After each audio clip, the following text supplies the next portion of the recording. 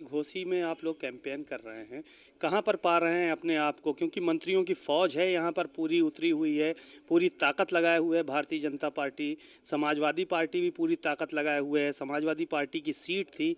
अब अपने आप को कहाँ पर पा रहे हैं? इतने दिन से यहाँ पर मौजूद हैं आप। देखिए, घोसी की जनता विकास चाहती है। विकास से बहुत दिनों से भी घोसी की जनता वंचित रही है। जिस तरह से आजमगढ़ की जनता ने वहाँ परिवर्तन किया और दिनेश लाल निरहुआ जी चुनाव जीत के आए, तो आज हजारों करोड़ का आज विकास की परियोजनाएं आज आजमगढ़ में चल रही हैं। दो विश्वविद्यालयों की स्थापना हो चुकी है। वहाँ संगीत महाविद्यालय बन रहा है। वहाँ पर पूर्वांचल एक्सप्रेसवे से जुड़ गया। वहाँ पे कल कारखाने बन रहे हैं। आज आजमगढ़ के बच्चे जो है आईएएस और पीसीएस में आ रहे हैं। पहले कभी आजमगढ़ का कोई भी आतंकवादी घटनाएं होती थी तो आजमगढ़ का नाम कहीं न कहीं आ जाता था। आज उसमें बदलाव हो रहा है। तो बगल का ये मऊ जिला भी आजमगढ़ से कट के ही बना है।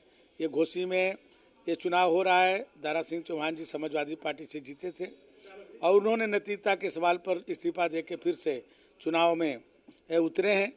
तो यहाँ की जनता, मैंने जो देखा है, वो विकास चाहती है और यहाँ भी वो चाहती है कि डबल इंजन की सरकार का विकास यहाँ पर भी हो।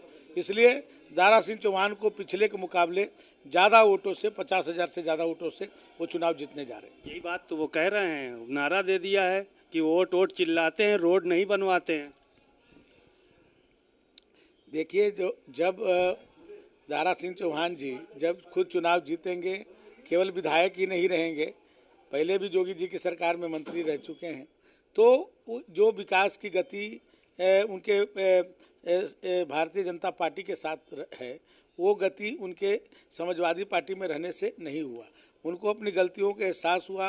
उनको लगा कि नहीं, जो मैं सोचता हूँ गरीबों के लिए, मजबूरों के लिए, जो यहाँ के क्षेत्र की जनता के विकास के लिए, ये संभव मोदी और जोगी जी की नीतियों में विश्वास करके ही हो सकता है।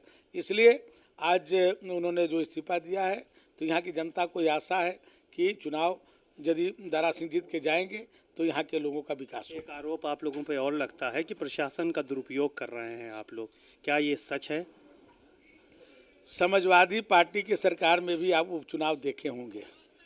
आप लंबे समय तक जो है, नकवी साहब, आप जो है पत्रकारिता में हैं, लेकिन आप जो है अब जा कर के देखिए, अभी हमारे साथ आप चलिए, जो है आपको मैं दिखाऊं, समाजवादी पार्टी के लोग 20-20 गाड़ी लेकर के एक साथ घूम रहे हैं। कोई इटावा से आया है, मैनपुरी से आया है, और ये कभी उनके सरकार में का भारतीय जनता पार्टी के किसी भी नेता को ये था कि वो अपनी गाड़ी पर भाजपा का झंडा लगा के नहीं चल सकता। यहाँ तो 20-20 गाड़ी के झंडा लगा करके दूसरे जिलों से लोग आके घूम रहे। कोई प्रशासन का एक आदमी किसी की गाड़ी बंद किया हो तो बताइए।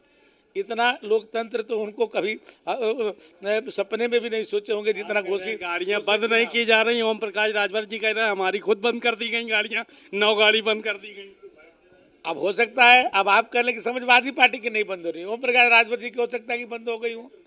अब आप जब कह रहे हैं तो भाई अब अनुमान लगाइए कि ओम प्रकाश राजभर जी को बंद हो जाएगी और सपा की नहीं हो रही है, तो कहाँ पर सत्ता का दुरुपयोग हो रहा है? अब आप अनुमान लगा लीजिए। एक आखिरी सवाल था, आपके बड़े करीबी दोस्त हैं ओम प्रकाश राजभर जी, वो बाजा बहुत बजा रहे हैं, आज कह रहे हैं अब अखिलेश का बाजा बजा देंगे। देखिए, ओम प्रकाश जी जमीन से जुड़े हुए नेता हैं और पिछली बार भी समाजवादी पार्टी यहाँ जीती थी तो उसमें ओम प्रकाश राजभर जी का बहुत बड़ा योगदान था। उनके वोटर भी जो है समाजवादी पार्टी के साथ थे तो वो लोग जीत गए थे। इस बार ओम प्रकाश राजभर जी भाजपा के साथ हैं, तो आप देखिएगा ये दुगने ताकत से, पिछली बार 22,000 से जीते थे, इस बार 50,000 से जीतेंगे। बातचीत के लिए शुक्रिया। यानी कि जीत का पूरा दावा है। दयाशंकर सिंह जी ने कहा कि पिछली बार ओम प्रकाश राजभर समाजवादी पार्टी के साथ थे, शायद यही वजह थी कि वो सीट समाजवादी पार्टी जीती थी, लेकिन अब की भारतीय जनता पार्टी इस सीट को जीत कर दिखाएगी। कैमरामैन आशीष के साथ सीमा नकवी, भारत समाचार, घोसी।